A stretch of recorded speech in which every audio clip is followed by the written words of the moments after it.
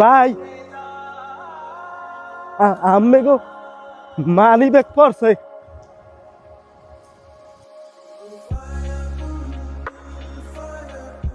ভাই 10টা টাকা দেবেন, সারাদিন কিছু খাই নাই।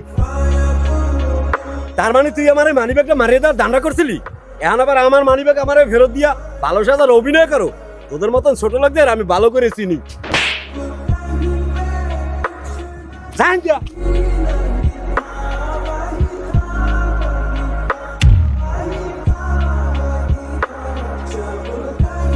কিরে, তুই না বড় লোকের বলা, তোর বাবার না কোটি কোটি টাকা, তোর কাছে ওই লোকটা নিলে 10টা টাকাই চাইছে, এই জন্য ওই প্রতিবন্ধী লোকটার তুই থাপ্পড় মারলি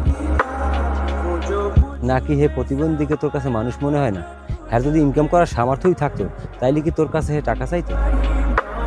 হে যদি তোর মানি ব্যাগটা মারিয়েই দিতে তাইলে কি তোর মানি ব্যাগটা ফেরত দিতে? তাইলে তো মানি ব্যাগটা চললেই যেতে। আসলে বন্ধু, কাজটা মনে আমার ভুল হয়েছে। হে তোর কাছে যে 10টা টাকা চাইছিল, হে হয়তো ওই টাকা 10টা দিয়ে একটা রুটি কিনেই খাইতো। বন্ধু, তুই এক কাজ কর, ওই লোকটারে টাকাটা দায়ী দিয়ে আয়। হ্যাঁ বন্ধু, তুই ঠিকই কইছো, তাইলে লোকটার আমি টাকাটা দিয়েই।